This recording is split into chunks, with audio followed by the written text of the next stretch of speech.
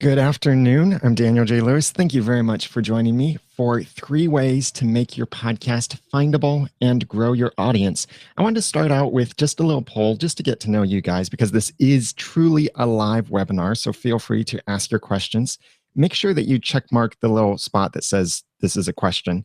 If you have a question for me, that will help it stand out to me in my little console here. But thank you very much for joining me. I'd love to find out from you, how long have you been podcasting? So please choose an option there on the poll and you'll get to see the results as soon as those finish coming in. But in this podcasting space, I think there are 2 questions that everyone asks about podcasting. Number 1, how do I make money? And number 2, how do I grow my audience? And there are active ways of growing your audience and passive ways. But one of the big things that's really important about growing your audience is making your podcast findable. If it's not findable, then it won't reach those people who are looking for that kind of content that you want them to find your content then. And if they can't find your content, then obviously they can't buy your products. They can't buy your sponsors' products. They can't take any kind of action if they can't find you at all. So this is a search engine optimization overview or basic SEO for podcasters. This is what SEO is really about, helping people to find you so that you can grow your audience.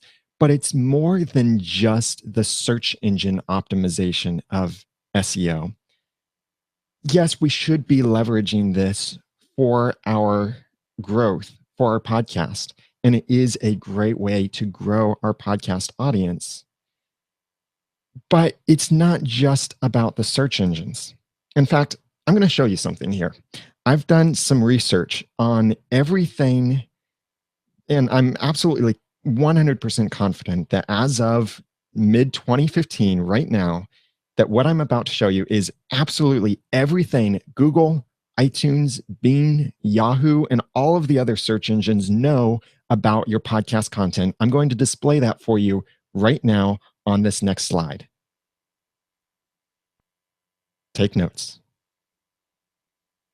This blankness is everything search engines know about your podcast content.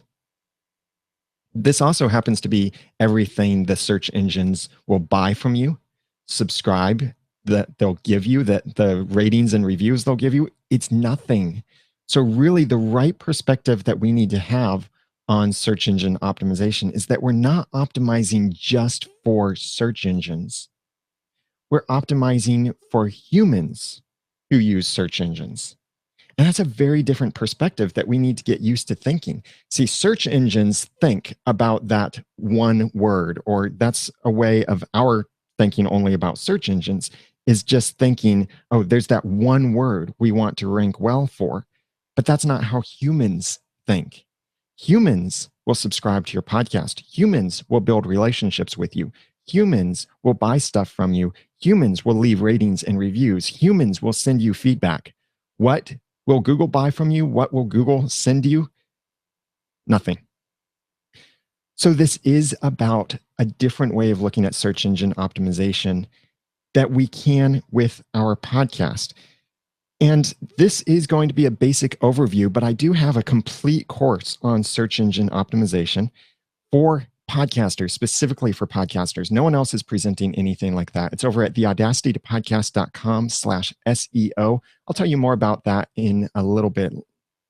But in that course, I give you all aspects of search engine optimization: an introduction, foundational SEO, website SEO, iTunes SEO, how to leverage other platforms for dominating the first page of Google search results, how to convert people when they get to your website to actually take action and do something like subscribe to your podcast, send you feedback, rate, review you in iTunes, buy your products, anything like that, and then how to understand your stats and performance. But because of our time here, and I want to make sure that we have enough time for answering your questions, right now we're going to focus on just 3 of these: foundational website, foundational SEO, website SEO, and iTunes SEO. But feel free to pick up the full search engine optimization course for podcasters And that price does go up on Sunday. But let's get into this foundational SEO. This is the kind of stuff that, as the name implies, you really need to have as the base of your thinking for your podcast. It's what influences all kinds of content creation, not just the text that you put somewhere or how you rank in search engines, but this can really influence how you present your content. So, if nothing else, practicing good SEO will help you be a better podcaster because you will be presenting better content. So, the first part of foundational SEO is to write text. Remember, Google, Bing, iTunes, Yahoo, all of the search engines know absolutely nothing about the content of your podcast. They know about your podcast from the text that you write. Even if you're using something like Siri or Cortana or Google Now or anything like that, where you use your voice to speak, look at what your phone is doing when you use your voice. Your phone transcribes your spoken word into the written word, and that's what it uses to go and search the internet or process that and find something for you. I do believe there will be a day that audio and video content will be indexed. And we could see that in maybe the next 5 years. I know there have been projects that have tried to do this, and there are still projects trying to do this right now. And someday we'll see that the audio can be indexed, but just look at YouTube captions. And there's a whole genre of comedy on YouTube, and it is YouTube caption fails, where they have failed utterly to properly caption something and completely messed up the target keywords and things that people were actually saying, often to quite hilarious results. So it's really important for you to write text for and with your podcast. It needs to accompany the audio or video of your podcast. And I'll be using podcast to refer to either audio or video. By the way, I see in the chat room that you've been mentioning where you're from. Thank you very much for all of that, from Chicago, California, Connecticut, Florida, United Kingdom, North Carolina, all kinds of results here. Canada, thank you very much for joining from all over the world. The next thing, when you're writing text, you might be wondering what kind of text is important, and you need to use keywords. And this isn't just a single word, like the word podcast or podcasting or TV or something like that. That's the way that a machine thinks. That's not the way that a human thinks. But you should be thinking about your target keywords. We call the better keywords to consider, we call them long tail keywords. These are things that humans would actually search for. People often don't go to Google just searching for software. They'll search for a particular kind of software. They may not even use the word software. They'll be searching for what they want the software to do.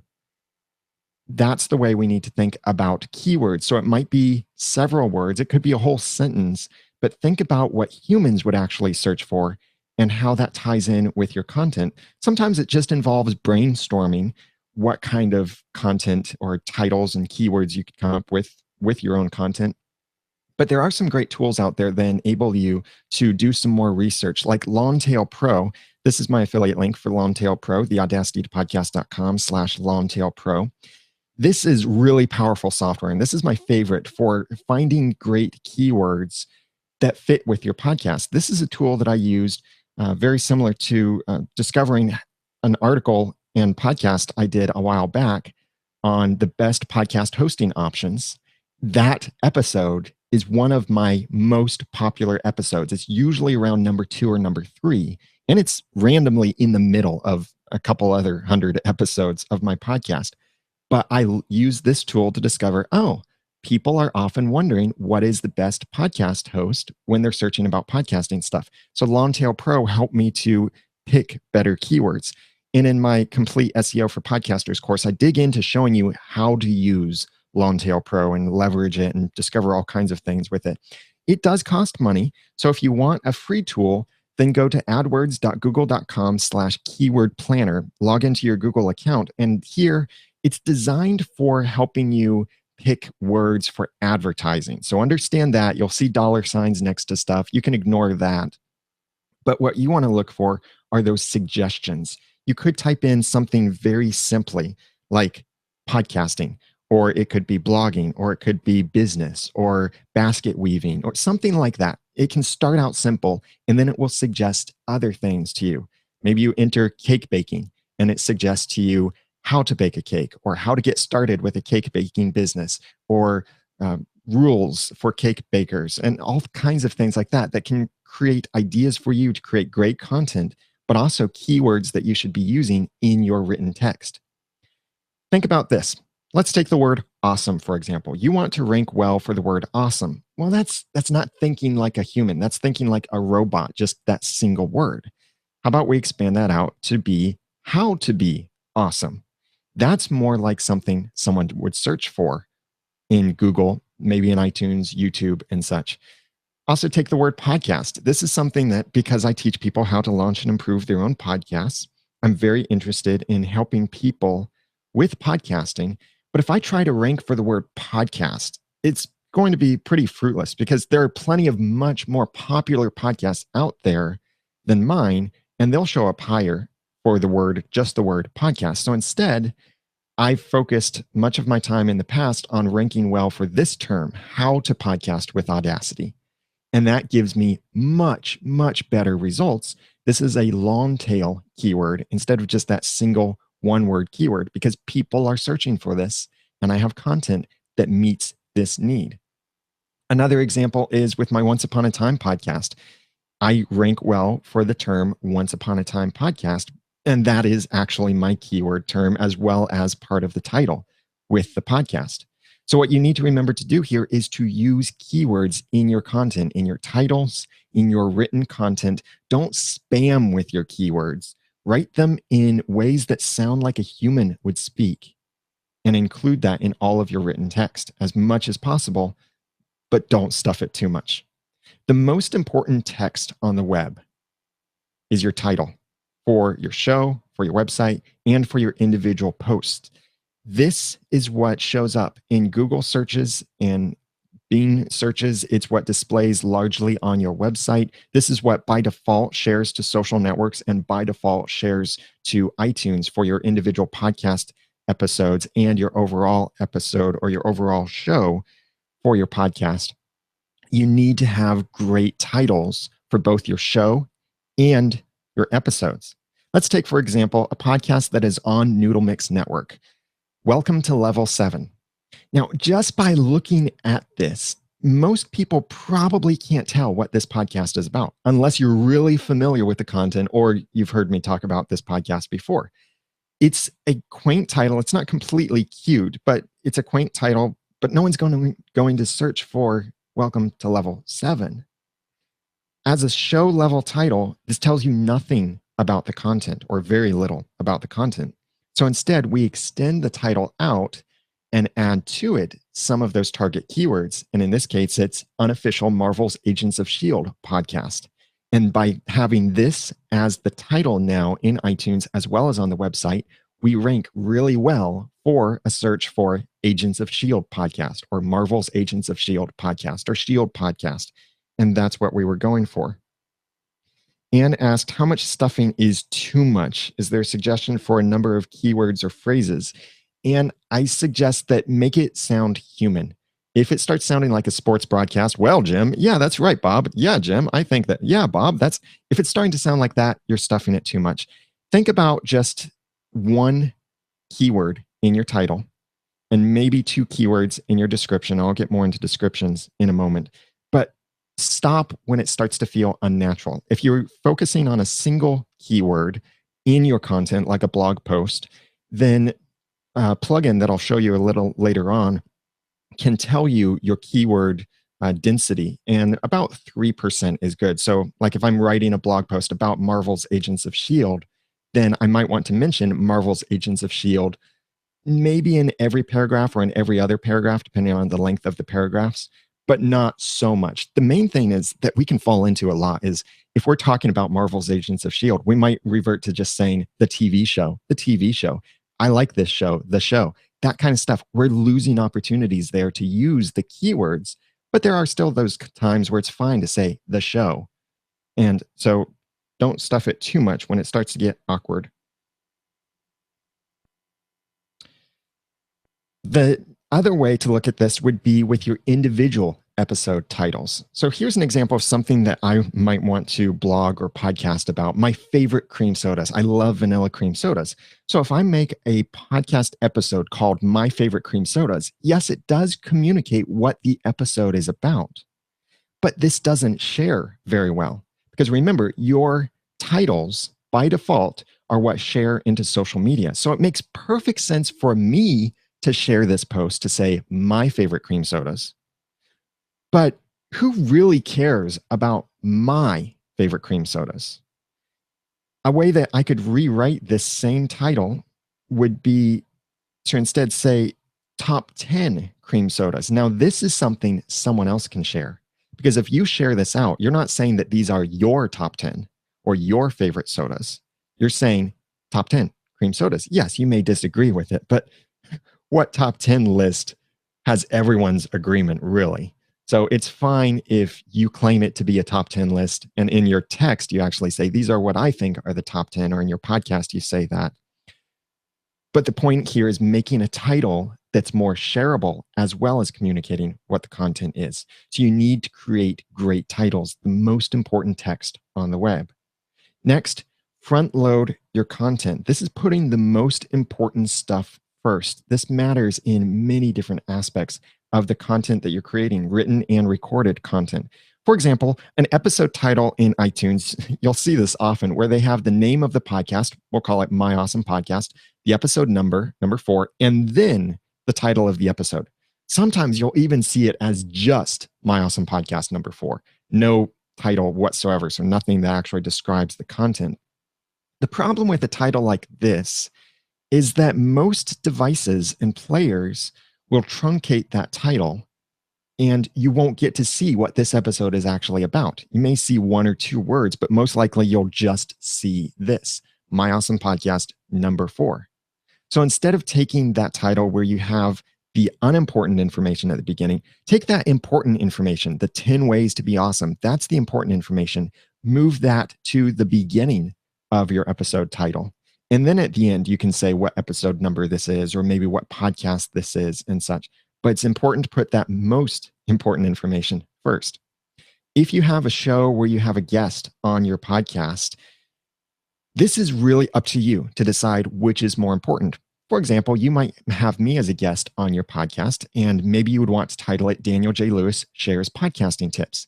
Now, it's nice of you to title it that way, and that can be a good title, but does my name really matter that much to your audience? I'm not a celebrity, so I would say that my name doesn't matter much. Now, if you interview Harrison Ford, that would be a great name to put first. But my name, not so much. So my name is not the most important thing here. What is the most important thing is the content that we're discussing. So you could flip that title around to then instead say Podcasting Tips with Daniel J. Lewis. This way, you're saying the podcasting tips are the most important part of the content. Also consider the order of the content in your podcast. This doesn't matter so much for how you show up in search engines, but it does matter for when people press play on your episodes and consume your content. This is the way most podcasts often go, is the first thing you hear from the podcast is some kind of fluff.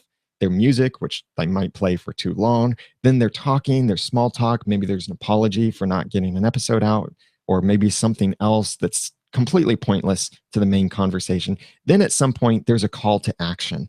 Like, please subscribe to the podcast. Please rate us and review us in iTunes. Please send your feedback. And then at some point, they eventually get around to sharing the actual content that people came to the episode for. I'm not saying that any of this stuff is bad, but this particular order might not be the best. I suggest instead flipping that around so that you have the content first, the thing that people came for. And then you can give a call to action, and then you can have the small talk, the fluff, the other things, the personal life updates and such. When you do this and you put your content first and foremost, it hooks people in because they're coming first for the content.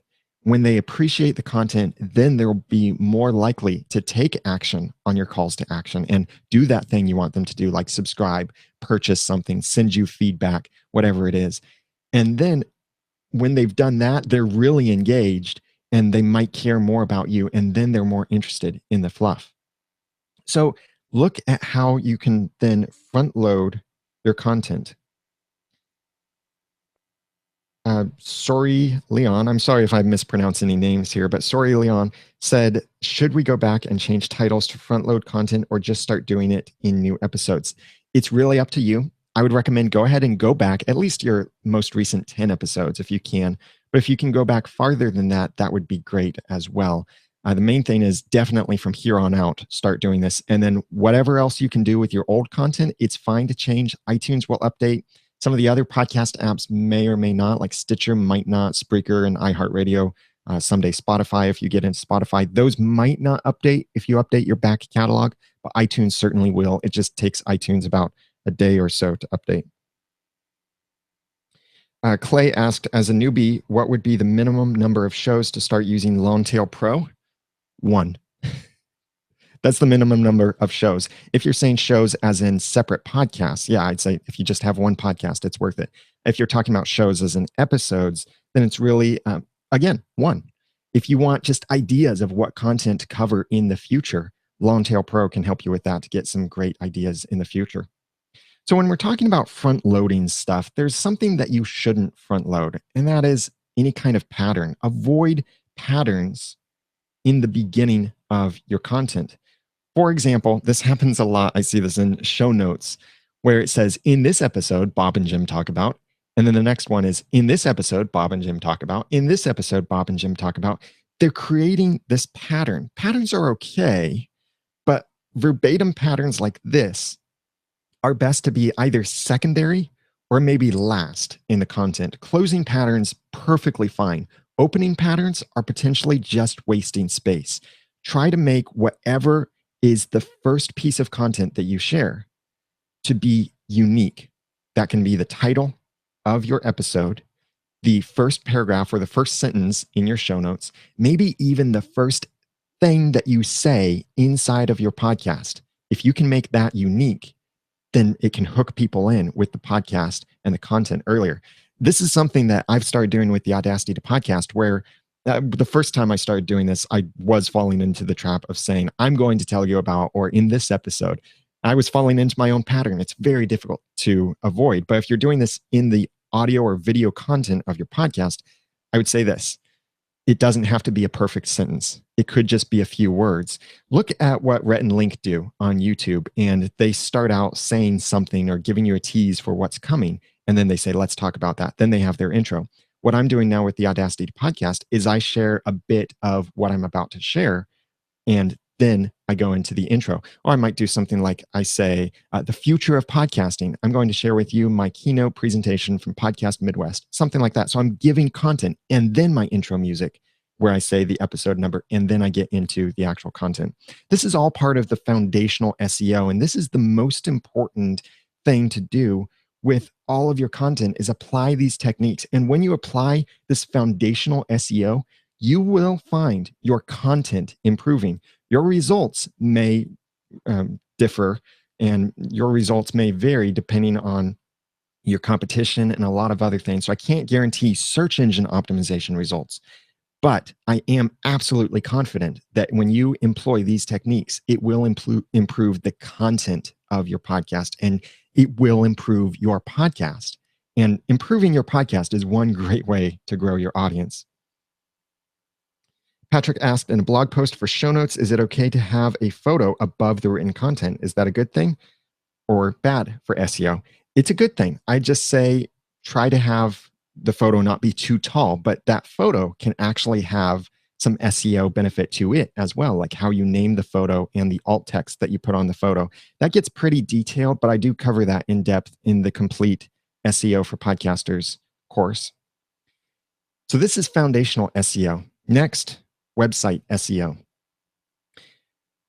In podcasting, we need to have websites. This is the home for our podcast, and our SEO, after we have that foundational knowledge of SEO, The work we do on SEO really starts on the website. The first most important thing that you need is, again, great titles. This is what shares out to social media. This is what displays on your website. This is what displays in search engine results. This is what will display in podcast apps and directories. Your titles are the most important pieces of text that you create. So create compelling, great titles. I talked about titles enough already, I think. So next, write thorough show notes. I know show notes are the things that many of us dread, but these can really pay off really well because search engines do not index audio or video content, or at least not yet. So at least summarize what you talk about in your show notes. If you mention any links or photos or videos or resources, make sure those are in your show notes. If you have a list of anything, make sure that list is in your show notes. Just putting a little bit more in there from what many people will do, like just a single sentence or a paragraph. More than that will help you. Ideally, I'd say about 300 words in your show notes or more. I write my show notes as a blog post before I record my episode, and I'm not expecting you to do that. And there are some formats that just don't work well with thorough show notes, like covering the news or comedy. Especially comedy doesn't work all that well, but you can still put things in there. Like you can mention the stories, you can write jokes in your show notes, even, or put the images and links and such. If you're talking about news, put the titles of the articles in there, a no follow link to your separate news items, and also put in maybe just a sentence or a couple sentences of your thoughts on that news item. And that can help you. It's simple, but it's much more than what many podcasters are doing. I know one thought on this, and I struggled with this early on, was thinking, well, if I write thorough show notes, someone might come to my website, read the show notes, and then leave. This isn't a bad thing because think about this. Which one of these two options is worse? Number one, someone comes to your website, they read your show notes, they get the information they wanted, and then they leave. Or number two, someone comes to your website, they see a big play button, they press it, they don't find what they want within the first couple minutes, and then they leave. I think it's better for people to find what they want from you, regardless of how they get it, whether it be from your show notes or from your audio or video podcast, because if they still get the information from you, they will begin to know, like, and trust you. They'll know, oh, yeah, I got some great information from that person. If you are doing kind of a bait and switch technique where they have to sift through hours of audio content to get to the information they really want, they might never come back in the future for information. I don't recommend transcripts. I know that's a question Sorry, Leon asked as well. So I think that transcripts are lower quality audio or lower quality written content because you can have a lot of back and forth. You can have ums and uhs, a lot of stuff that just wastes space. And Google is starting to act more human-like in prioritizing quality content. And so they want to see that you're not wasting space with words, but your words and your sentences are well formed. I'm not saying you have to have prestigious grammar. Do try and improve your grammar if you need to, but just write something more thorough that's more concise than a transcript. And sometimes that can even cost you less to do something like that or take you less time than trying to write a transcript. I see other questions coming in. So here's what I'm going to do. I'm going to save answering most of these other questions until the end because I want to make sure we have time to get through the content and time for the Q&A at the end. So then you can move on to the rest of your day. So go ahead and keep asking your questions and definitely tag them as a question.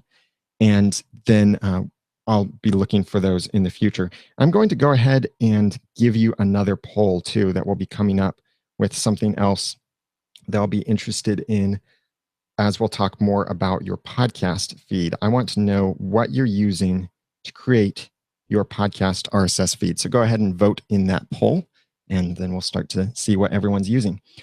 So write thorough show notes because that can help people consume your content better, and it makes it more accessible. Think about the hearing impaired person who wants to consume your content. But if you're an audio or even a video podcast, they might not be able to. But if they can read the content, they can get it. Even your current existing audience might be able to go back to your show notes and get relevant information without having to re-listen to your entire podcast. Next, install the WordPress SEO plugin by Yoast. There are many great WordPress themes out there with built-in SEO features, but I really recommend that you use the WordPress SEO plugin by Yoast, because this means that you can change your themes on WordPress and you don't lose any of your search engine optimization. Plus, WordPress SEO by Yoast gives you many more features than themes will typically give you. One of the core features here that when you install WordPress SEO by Yoast is the ability to create SEO titles. And this is what that looks like on a typical WordPress site. You're familiar probably with creating a post in WordPress, and you have your main area, which is where you enter your title and your content. This title is what displays on the page itself. This is the largest text that people will see when they view your show notes or your blog post. If you have Yoast SEO installed on your site, then just below this section or somewhere in the post editor, you'll have this WordPress SEO by Yoast spot where you can enter an SEO title. This is the title then that will share by default on social media and will be visible to search engines. So the way that you can leverage this more is think about a title that makes more sense to people outside of your website.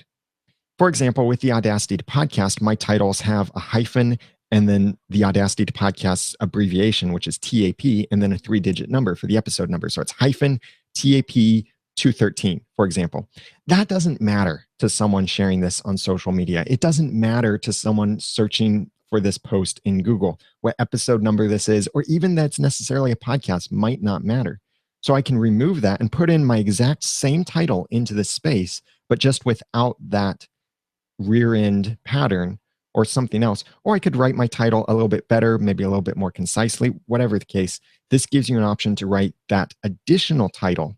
Otherwise, if you leave this blank, it will share whatever or use whatever title you've already entered in as a post title for your content. The next thing that Yoast SEO gives you is sitemaps. Sitemaps can be a bit complicated, but WordPress SEO by Yoast really makes it easy. You just turn it on, and then you copy a sitemap URL and submit it to the places that the plugin tells you to submit it to. And I show you in a lot more detail how to do this in my SEO for Podcasters course. The Yoast SEO plugin also gives you access to meta descriptions. This is the text that will show up below your title and your URL in search engines. This is another opportunity for you to expand on your target keywords, or maybe use some other target keywords or a different form of your target keywords. For example, in this post, I say 10 ways to be awesome. That's the title.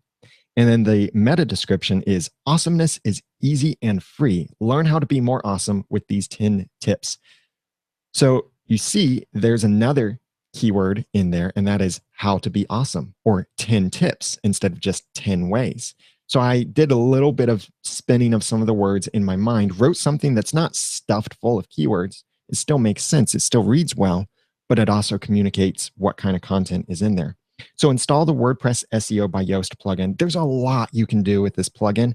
And in my SEO for Podcasters course, I spend a lot of time showing you how to set this up, how to use certain features, how to make things show up better on social networks using the power of this plugin, and a lot of great things that we don't have time to get into here, but I do cover them in depth in my SEO for Podcasters course that you can download and watch at your convenience then. So install that plugin and also optimize your website for mobile devices. This can be complicated, but it doesn't have to be. Earlier this year, Google decided that websites that are not optimized for mobile devices would lose their ranking on mobile devices. That's the important thing, on mobile devices. So that doesn't mean if you have a #1 search results site and your site is not mobile friendly, that you lose that #1 placing. But it does mean that if someone is searching on a mobile device, your site would no longer be #1. But a way that you can make your site stay #1 if it is #1, or help your site even rank higher above others who don't have mobile friendly websites is to make your site mobile friendly.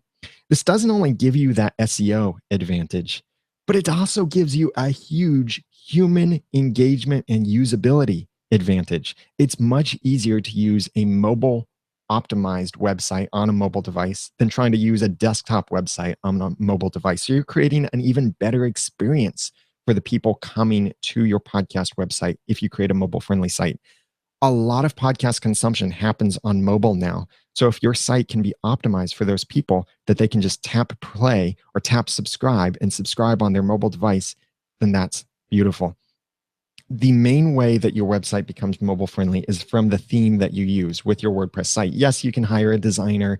I can refer you to some designers if you want something completely custom, but you could also just get a great WordPress theme. For podcasters now, my top recommendation is the themes from Appendipity. These are built on top of the Genesis framework. So you need to purchase two themes. Appendipity themes are what are called child themes. And then you purchase Genesis framework from StudioPress. StudioPress also makes their own child themes. But the Genesis framework is then that core that then Appendipity styles on top of it. It's kind of like the base cake recipe that then you add extra ingredients into it to make it a spicy cake or spicy cake. That sounds interesting. Maybe a yellow cake or a cream cake or something like that. It's like that kind of thing. StudioPress also has been a favorite of mine. I've seen many great podcast websites with StudioPress. My websites are based loosely on StudioPress, certainly using the Genesis framework. And also elegant themes. I've been playing with elegant themes and have been very impressed with what they can do. And these are my links for each of these. It's just the audacitypodcast.com/appendipity or /studiopress or /elegant themes. And these are my recommendations. But for podcasting, Appendipity is beautiful. There's a lot of customization in it, and you don't have to know CSS, HTML, PHP, JavaScript, anything like that. You can customize your colors. You get some beautiful players on your pages, and especially the Marin Pro theme is really has my eye right now.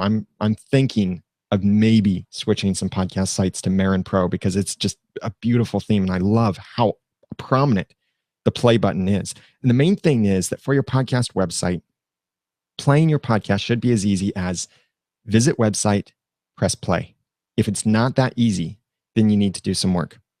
So this is your website SEO. I spend 3 hours on this alone in my complete SEO for podcasters course that you can purchase and download and go through at your own pace. So definitely consider checking that out at theaudacitypodcast.com/SEO. Next, iTunes SEO. By being a podcaster, you instantly have access to a new place where you can list your content that bloggers can't get there. YouTubers cannot get in iTunes. You have to have a podcast in order to get in the iTunes directory with constant episodic content like that. And I asked you this poll of how do you create your podcast RSS feed, and it looks like 35% and 35%, it's split. 35% of you are using WordPress with PowerPress. 35% of you are using the Libsyn Classic feed. 3% of you are using FeedBurner with SmartCast, and about 26% of you are using something else. And what that something else is, go ahead and leave a comment to let everyone know what that something else is that you're using. iTunes is still the largest podcast directory, and it powers many other apps and directories out there. So what you do for iTunes could affect how you show up in many other podcast apps and directories as well. The most important thing for you is to know how iTunes searches. When you look at a podcast listing in iTunes, all of this information is coming from your RSS feed, coming from all of these different tags inside of your RSS feed. And these things are either channel level or item level. Channel level is another way of saying the show level or the podcast level, the overall level of it. And the item level is like the individual episode.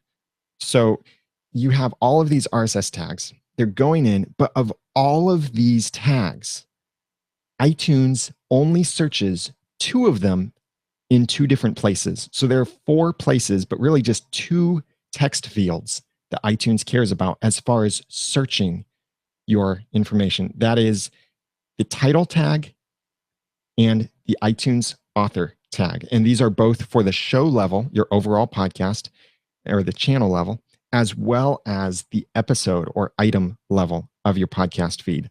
All of the other stuff here in iTunes doesn't matter for your search. These have other benefits for human optimization, but for search engine optimization, they don't matter, or findability, they don't matter. Let's start by looking at the author tag. It's what displays right below your title for your show, and also sometimes right above your title for your show, depending on your relationship with iTunes and if you have an author or artist page. This author tag, where it says right now on mine, and this is an old screenshot, I think, it says Daniel J. Lewis, Noodle Mix Network. That author tag is searchable.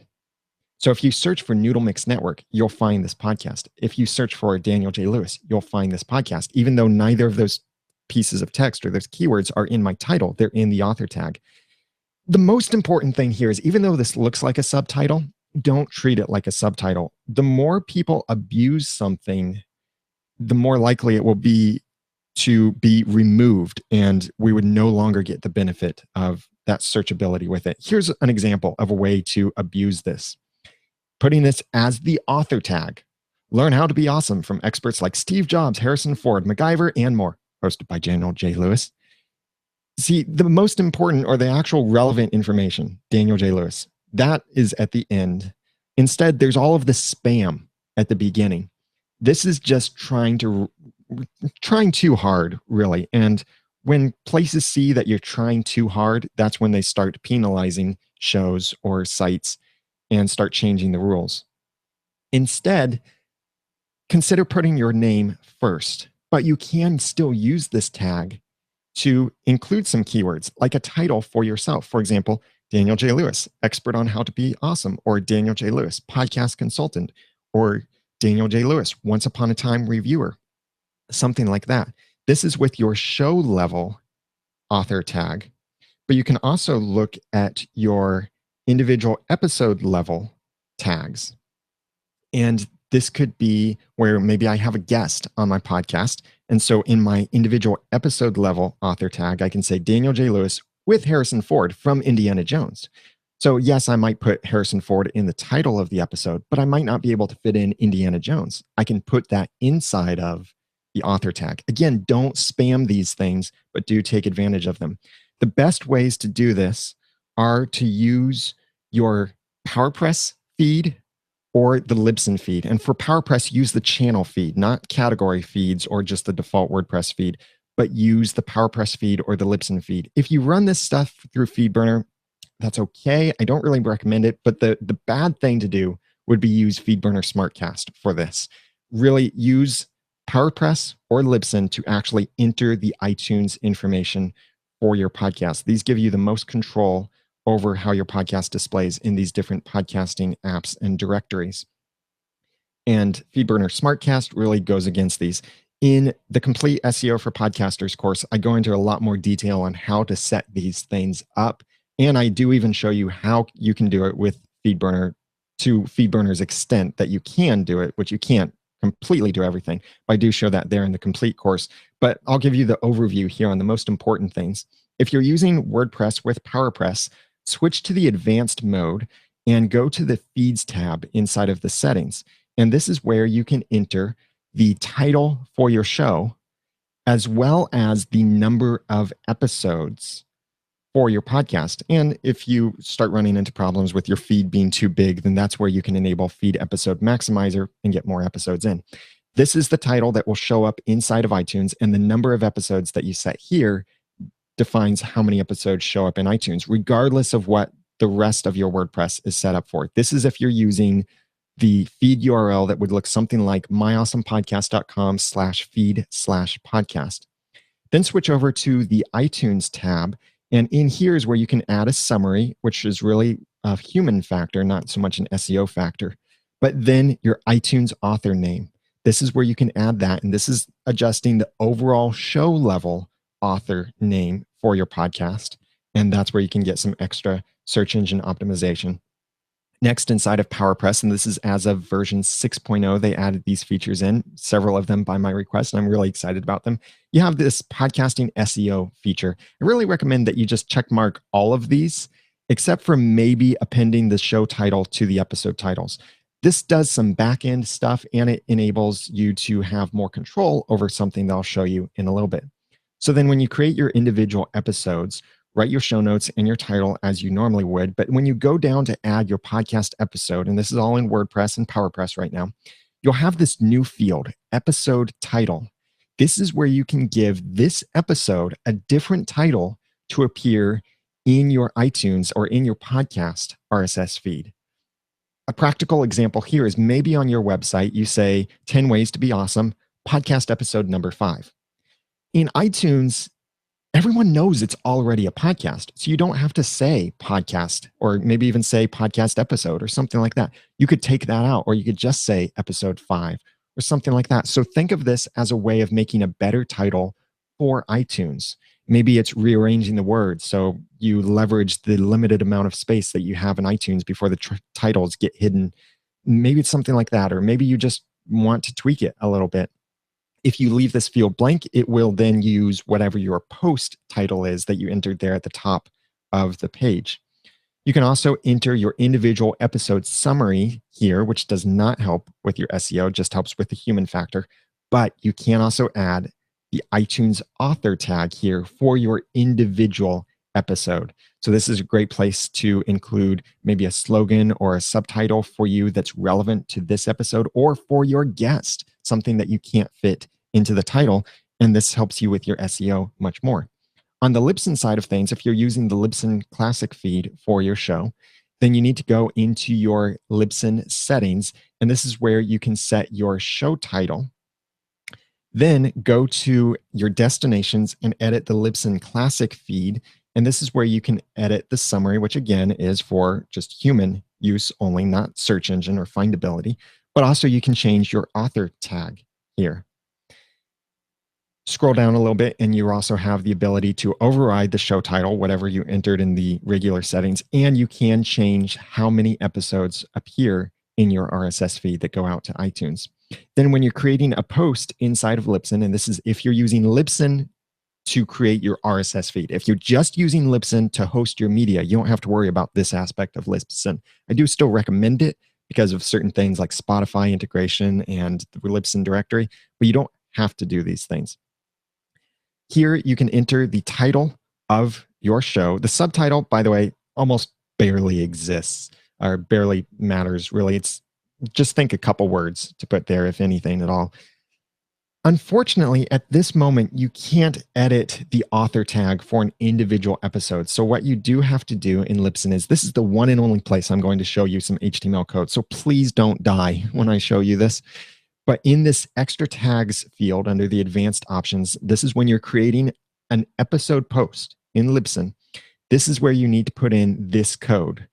That is the iTunes author code, and with the author name inside of it. If it's the same name across all of your episodes, you don't have to worry about this. This is only if you want to add something more to this specific episode, or actually overwrite what's there. So maybe if I want to say Daniel J. Lewis with Harrison Ford from Indiana Jones, that's where I would put that in here.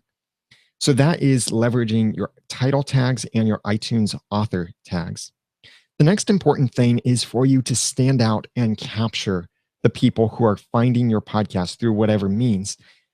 This is moving away from the machine factor and just the findability in search engines to the human factor, really, because someone might type in a search result or a search term and they see multiple results. This is where you need to stand out, not just because of what keywords you use, but because of other things. And a way to stand out is with your cover art. Your cover art for your podcast actually displays larger than the text title for your podcast, both on your individual listing and in search results. So it's really important that that cover art shows your title and shows relevant imagery. If you're doing a podcast about a TV show, then your cover art should have something to do with that TV show. Be careful about copyrights, though, and don't hire someone from Fiverr. I can connect you with some designers for designing podcast cover art if you'd like.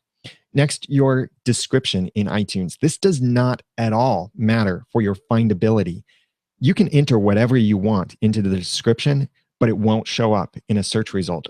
Instead, the description is your opportunity to capture humans and explain to humans why they should click subscribe or why they should listen to some of the episodes. So think about what is compelling and descriptive of your podcast and why people should get it. Your episode titles. I've talked about titles a lot already, but remember that every single episode that you post is giving you another opportunity for search engine optimization. So all of your episode titles contribute to the SEO of your overall podcast. If someone searches for something that matches a title of one of your episodes, your overall podcast will also show up. Also, keep in mind that your episode titles kind of serve as a portfolio of your content. So when people view your podcast listing in iTunes, they can see your title, your cover art, your description, and then they see, oh, here's a list of all of the topics you've discussed, or the guests you've interviewed, or the movies you've talked about, or whatever it is. If you're a comedy podcast, then they can see, oh, that's a funny title, that's a funny title, that's a funny title. Oh, that one looks really funny. I want to click on that one because it's just really interesting. So your titles for your individual episodes are that portfolio that tell people more about your podcast. And to help your podcast rank better in iTunes, you need to build momentum. This is where you really need to get help from humans to do this. You can't do this with a machine. iTunes is looking for momentum. And there is this thing about iTunes new and noteworthy. And there are a lot of myths out there about how long and when you can be in iTunes new and noteworthy. But the main thing is for you to market your podcast as if Apple will do absolutely nothing for you. But one way to get the attention of Apple is to build momentum. The four things that Apple looks at for momentum for your podcast are subscriptions. These are subscriptions through the iTunes store or through the podcast app.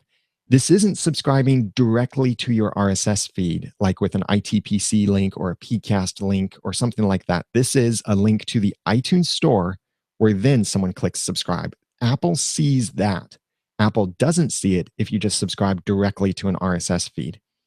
Apple also sees downloads through iTunes and the Podcasts app on iOS, and they will track these, and these contribute toward your ranking, as well as ratings. These are just the star ratings. When you first look at a podcast in iTunes, what you're seeing where it says 100 ratings, that is the number of just star ratings. It has nothing to do with reviews because you can rate a podcast, leaving it 1 to 5 stars without writing a review.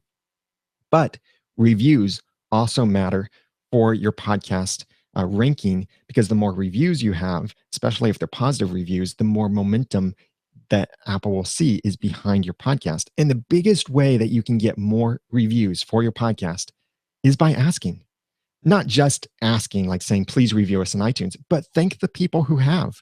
Thank them by name. Maybe even read an excerpt of their review. Maybe it's funny, maybe it's witty, maybe it gives a shout out to their podcast or their blog. And just simply by thanking people for writing a review for your show, it encourages other people to write reviews for your show as well.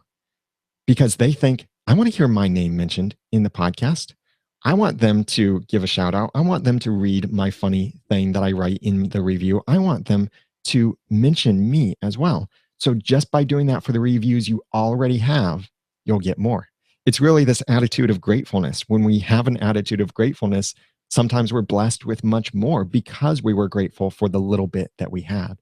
So always be grateful for your listeners and be grateful and thank the reviews that you have. This is why I created mypodcastreviews.com to help you get your global reviews from iTunes. So you don't have to waste hours and hours looking for all of your reviews, checking hundreds of iTunes stores, but they're just delivered to you automatically on a regular basis. There's a free plan and premium plans as well. But with My Podcast Reviews, you can even then copy and paste your reviews. You can't do that from iTunes. You can do it from the iTunes webpage sometimes, but that only displays a couple or a few reviews, not all of your reviews. So you can copy and paste your reviews, put them in your blog post, on your website, in a testimonial section, whatever. Your reviews contribute to your ranking in iTunes. This is the most important part of iTunes SEO. So remember your foundational SEO, your website SEO, and your iTunes SEO. This is basic SEO for podcasters. And I really do call it basic because this is just the core of these things. I go into this in a lot more detail in my complete course, SEO for Podcasters, which really tells you about how to make your podcast more findable and how to make your podcast stand out. It's a complete course that is more than 10 hours of content. And I've gotten great response from this. And a lot of people have seen me at podcasting conferences and just said, wow, thank you so much. I've been really consuming the content, digesting the content. I really appreciate it. I've learned a lot from it. And I'll get to Q&A here in just a moment. But the SEO for Podcasters course is going up in price. When I first launched the course, I I thought it would just be a couple hours of content, and it ended up being 10 hours of content. I show you exactly what options to click, exactly where to go, exactly what features to enable or disable, where to put text, and what your thinking should be about things. I show you a lot more than I could show you here, completely different areas of, than I showed you here, like talking about Pinterest and StumbleUpon and forums and other things like that, and how they enable you to make your podcast more findable and stand out. So SEO for Podcasters price is going up this Sunday. That's June 14th, 2015.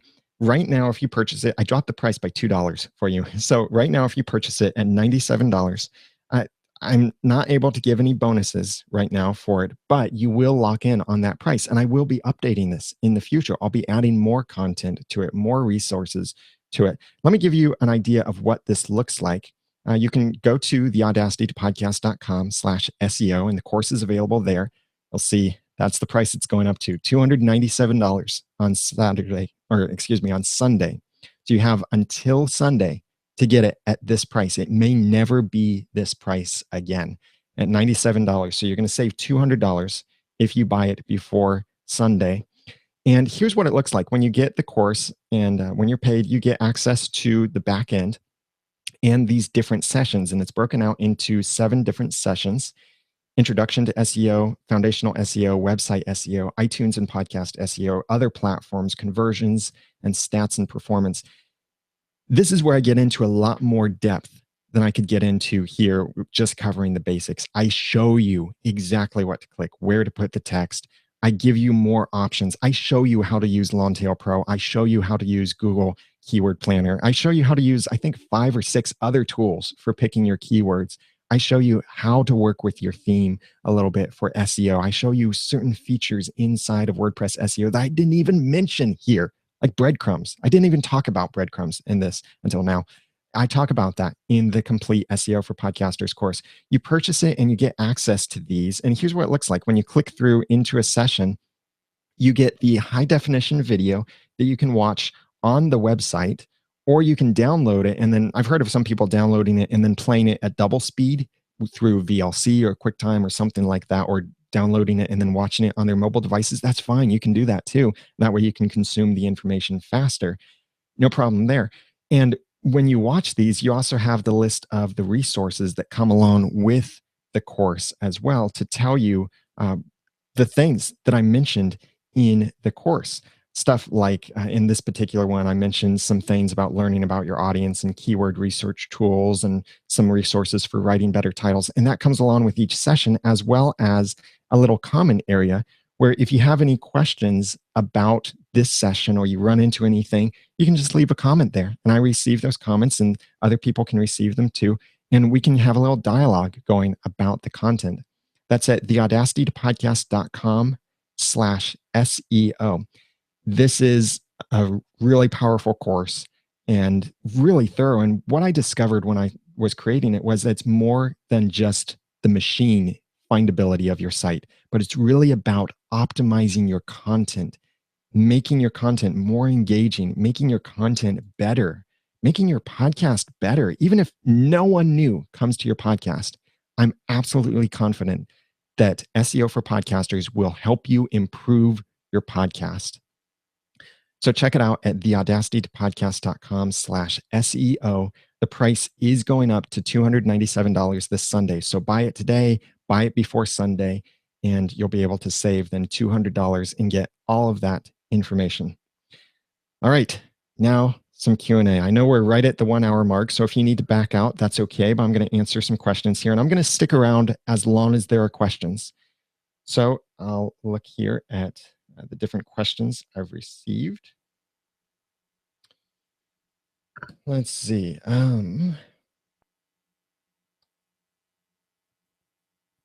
please make sure that you click that thing that says mark as question. That makes it stand out to me if you have questions.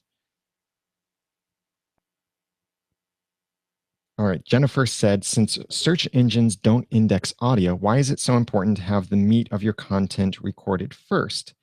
Is that to please the listening humans? Yes.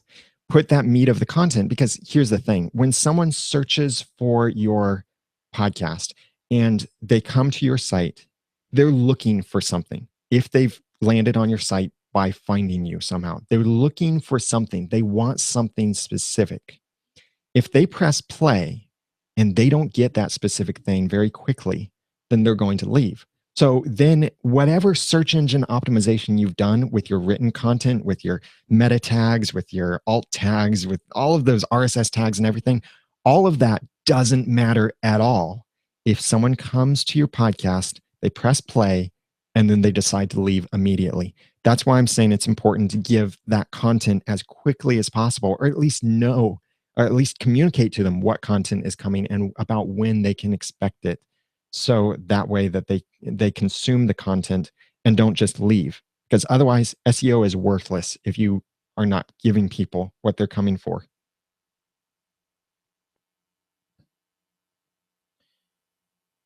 All right. I see a lot of great comments. Thanks for participating here.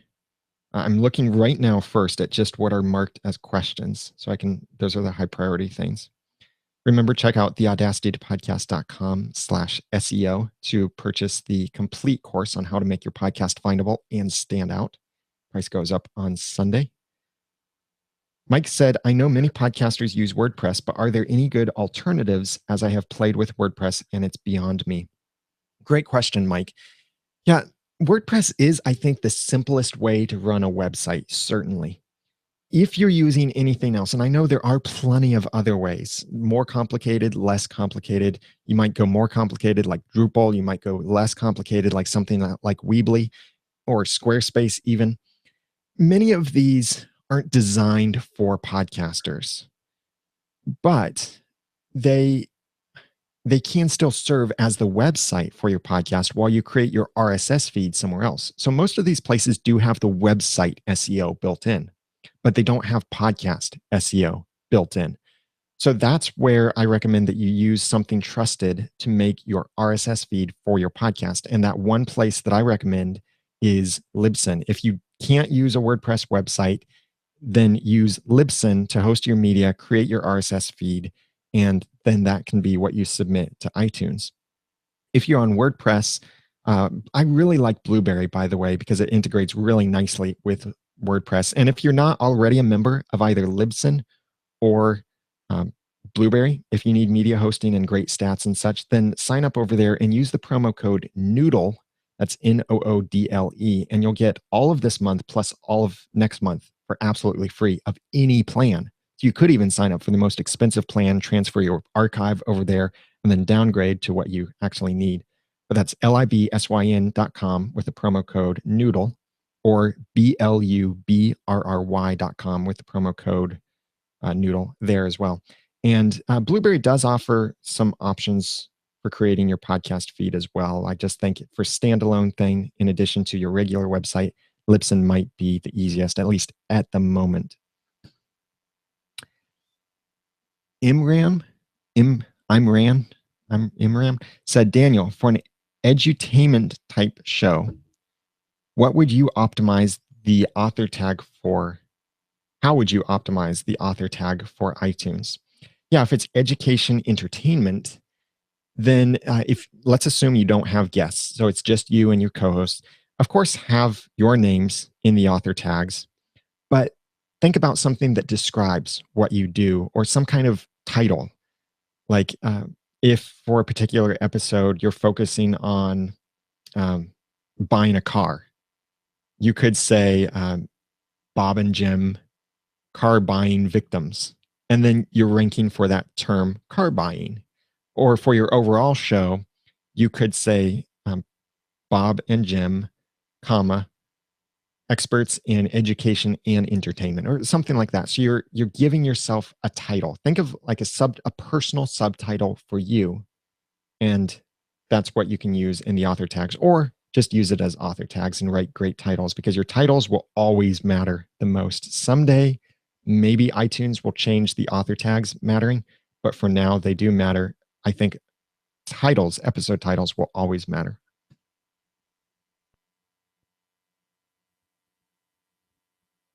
And like Imman also said about like superhero or TV movies and geek stuff like that, something you could do is if there's a particular character you focus on a lot in your episode discussion, you could include that in the author tag. For example, Star Wars. Okay, that's the title. So maybe you say your episode title is Star Wars movie review. In your author tag, you say Bob and Jim talk about Jar Jar Binks, Darth Vader, Anakin Skywalker, something like that. Not spamming it too much, or not spamming it really at all, but just putting in a little bit more into your author tag.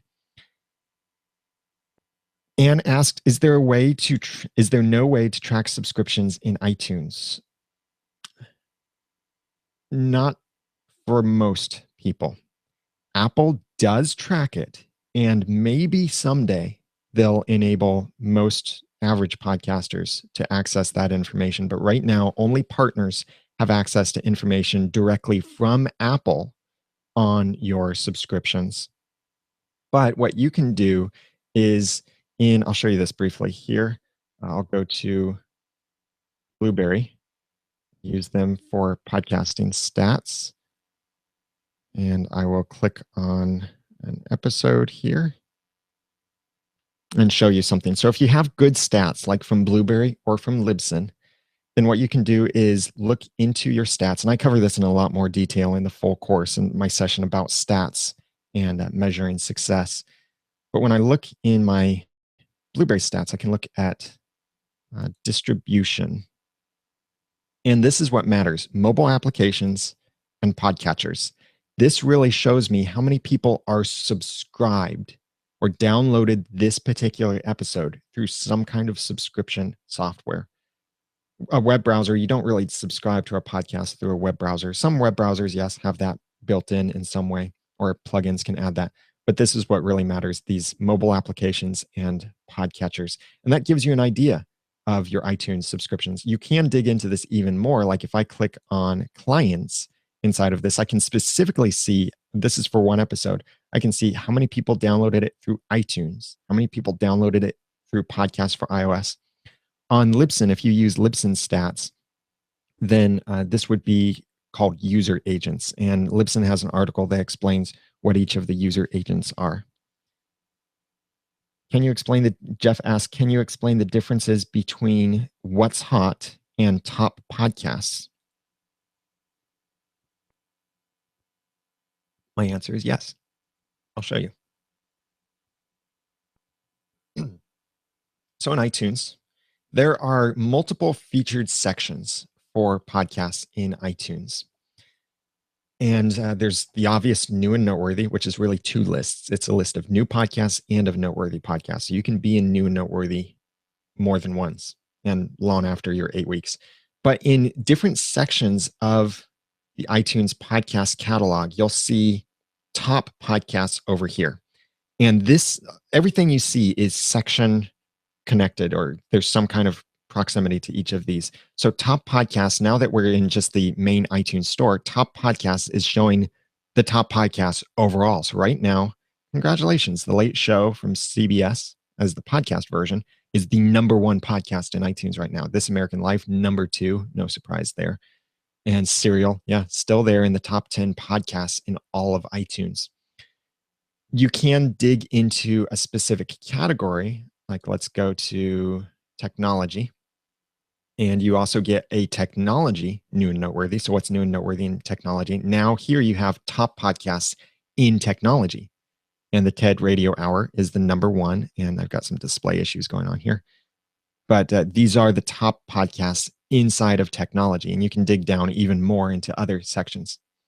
The What's Hot section is another thing that's somewhat handpicked from Apple to say these are podcasts that have caught our attention. A lot of people are listening to these, downloading these, subscribing to these, rating, reviewing these. This can actually be more powerful to be in here than in new and noteworthy. And you get in there really by doing something amazing, by being noteworthy. And that's how it is with a lot of different sections. Apple will have different sections inside of iTunes. Often they'll handpick things like this talking tech section here. They created that section and they handpicked these podcasts to put into this, as well as inspiring women's voices and some of these other things. So it's a combination of some of them are handpicked, some of them are somewhat algorithm, but it's really look at building momentum. And that gets Apple's attention for your podcast. Anne asked, Daniel, will there be a recording? Yes. Within an hour, actually, you will receive an email with the replay from this webinar. So you'll be able to review that for the next 36 hours after the webinar. So from now, I guess from when you get that email, it'll be 35 or 34 hours. Jeremy said, I wasn't totally clear on the Libsyn author tag. Should I just use our names or write a description with keywords? I think I already answered that, but what I recommend is use your name first. It should always start with your name first. And then if there's some title you have for yourself, go ahead and use that. But for your show level author tag, don't put someone else's name in there. Like to say Daniel J. Lewis interviews Harrison Ford, Steve Jobs, Tim Cook, and other cool guys. Just put your name and some kind of title that applies to you. That tag should be about you or about the person that an episode is about if you're looking at your episode tag. Steve asked your recommendation for a number of episodes in a feed using PowerPress. If you can, put in a full 300. There are different thoughts on this, but the thought here with SEO is when people subscribe to your podcast, they'll have access to all of your episodes. And iTunes will hold a maximum of about 300 episodes in your podcast listing. But when someone subscribes, they have access to more than that. So only your most recent 300 episodes will apply to your findability for iTunes. Anything older than 300 won't show up in iTunes searches and such. So I recommend, if you can, if it doesn't slow down your site or break things, go all the way up to 300, especially if you have timeless content. If your content is very time sensitive, like your recent news podcast or something like that, having a very large number doesn't matter as much because people might not go back and listen to the back catalog. But when you have timeless content, try to include as much of it out there. Casey asked optimum podcast time. It's, tell me this, what's the perfect length of stream? There is no single perfect length, but there is a perfect length for the job. Same thing with the podcast episode. There is no perfect duration, but there are good durations for the amount of content that you have. In general, I recommend that the more frequently you publish, the shorter your episode should be. Like if you have a daily show, 10 or 15 minutes works great. If you're video, then I recommend 5 to 10 minutes, depending on your content, because people don't have long attention spans on the web for not entertaining video often or informational video. So really, don't worry about keeping to a certain length. Just make sure you're not wasting time. So if you have 10 minutes of content, get in there, present your 10 minutes, and get out. Don't feel like you have to stretch it out to an hour long. And sometimes your audience may appreciate that you release a shorter episode because it means they can consume other podcast episodes. You can have a podcast that's too boring and that will make it feel like it's too long. A 5-minute boring episode can feel too long, but a 3-hour highly engaging episode might feel like minutes.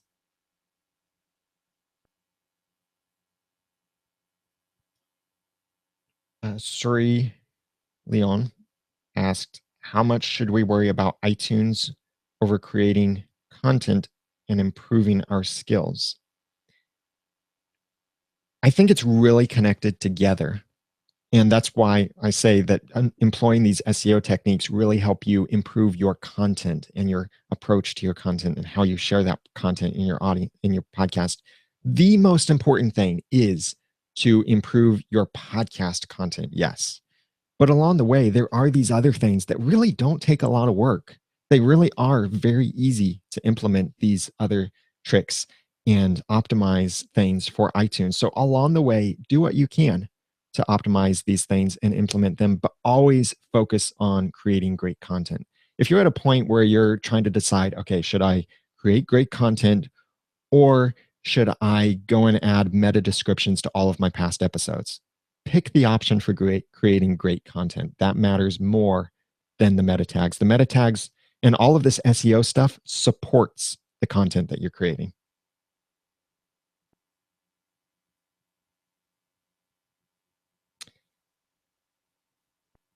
I see Anne loved the webinar. Thank you very much. She's probably gone now. Joey, Mike, thank you very much for coming. Joe, a lot of people here. Casey.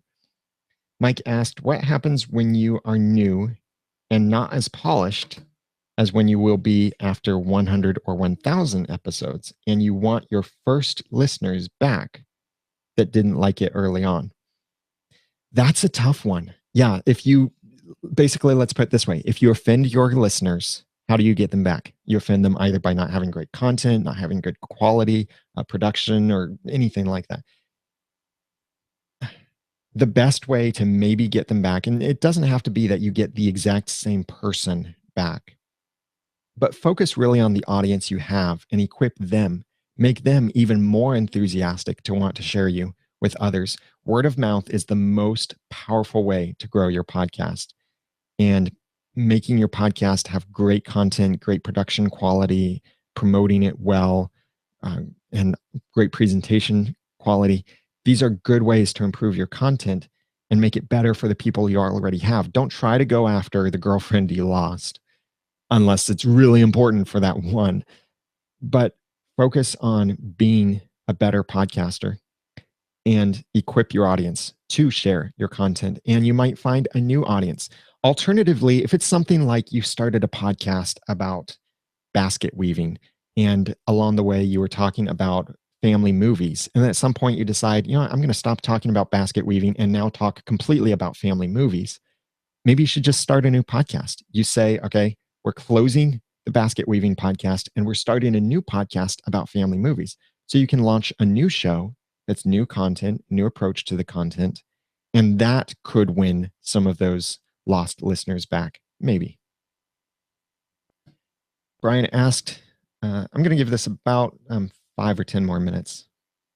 And Brian asked, adding a better description to the show title, is all the text in the title searchable? For example, My Awesome Podcast Reviews, less than each word is searchable or as a phrase. Okay, each word is searchable individually, and sort of as a phrase. I'll show you what I mean here. So if I, for example, if I search for comedy in iTunes, I know the podcasts are probably going to show up. #1 results. Actually, no, that's not why I expect it to show up. So I just searched comedy. If I search for the ramen noodle, which is my comedy podcast, my podcast shows up #1. Now you see the title is the ramen noodle clean comedy. So now I'll just search for ramen and comedy. Still show up #1.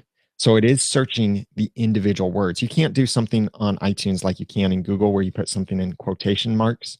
If I say ramen comedy, that doesn't matter here. The quotation marks really don't matter. So it is searching by all of the words in your search query. There might be some backend stuff that's looking at the relevance of some of these results, but it is basically treating it as individual words combined, not just is it either ramen or comedy, but is it ramen and comedy?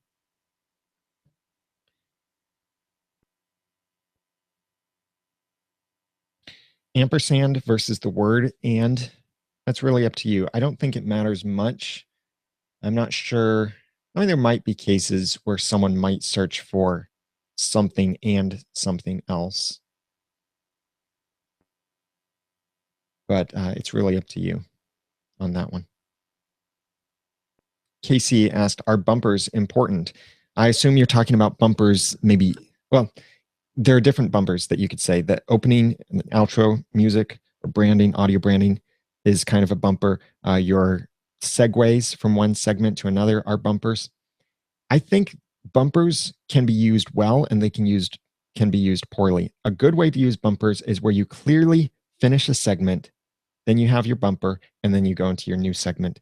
A poorly used bumper is where you interrupt the content with the bumper in your post production.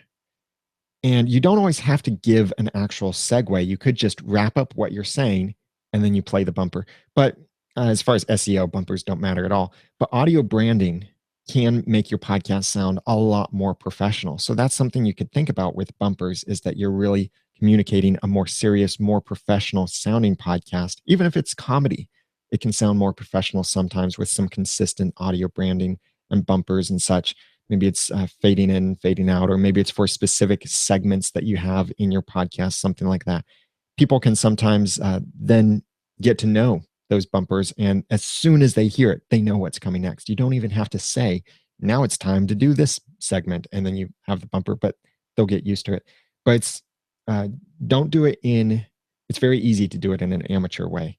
So just think about what doesn't distract from the message, what enhances the message. That's what we should always be looking to do in our production of podcasts is enhancing the content and the presentation of the content, not distracting from it. So it's a gray area and it's up to you to decide what enhances and what distracts. Rem, Carlos, Casey, Jem, Mike, Joe, Suri, Leon, Brian, Ann, Imman, Jeremy. Thank you very much, guys, for joining me. And I just want to see in these remaining minutes from here, I think anyone who might have purchased SEO for podcasters, remember the price is going up this Sunday. This isn't just a fake scarcity thing. The price is going up on Sunday. So thank you, Elizabeth Ingram. Thank you, Marianne. Thank you. Where's the name on that one? I want the name. Give me a name. Thank you, Elizabeth from Talk Sports. Thank you, Rebecca from Two Boomer Broads. Thank you, Marianne from Stasny Consulting. Thank you very much for purchasing SEO for podcasters. Let me know if you have any questions along the way. Post a comment there in the notes as well when you start going through the sessions. And if you have any questions about the course or anything that you run into along the way.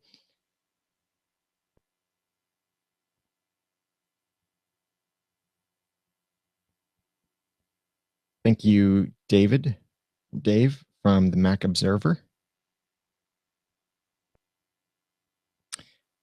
All right.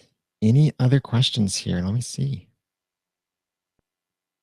Clay says, thanks. I'm swimming with ideas. That's awesome, Clay. I hope the water's fine for you.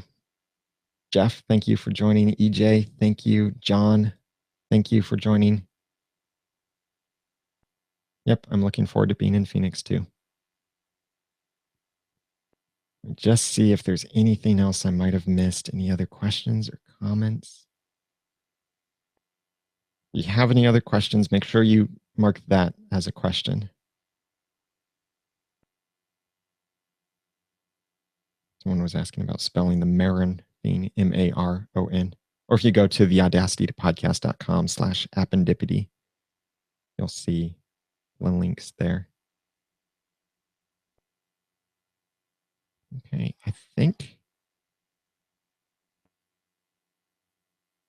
John said, would a 5 to 10 minute podcast be okay? Totally.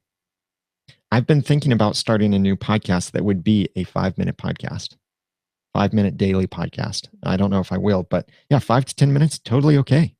If that's how long it takes you to present the information, yeah. I'm having more and more respect now for shorter form content. I still appreciate the longer form, but I'm enjoying making shorter form content. Just today, I interviewed um, Chris Brogan for an upcoming episode of the Audacity podcast, and he's very protective of his time, and interviews are only 20 minutes. So I was really focused on having a great conversation and getting value in those 20 minutes instead of wasting time. It was a great practice for me. So yeah, 5 to 10 minute podcast, totally okay. It can be a weekly podcast at 5 to 10 minutes. It can be daily. It can be monthly, whatever works for you and the content. That's totally okay. Okay, last question here. Soreen, please tell me how to pronounce your name. Sori Leon said or asked, I'm having a tough time with music intro and outro. Any tips or tools? Number one, get good music. And some places I recommend for that are premiumbeat.com. Great place to get good music. But if you need an intro and outro produced for you, let me give you an actual answer here. These guys, Music Radio Creative, is who I really like. I'm not sure if that link was public. Broadcast answer, yes. Yeah, Music Radio Creative or theaudacitypodcast.com/MRC. They make amazing intros, outros, audio branding. They have a whole audio branding package. Soiree Leon. Oh, wow. I was really butchering that. I am sorry. But thank you for telling me how to pronounce it and being kind about it. All right. Thank you very much. Please remember to check out SEO for podcasters at theaudacitypodcast.com/SEO.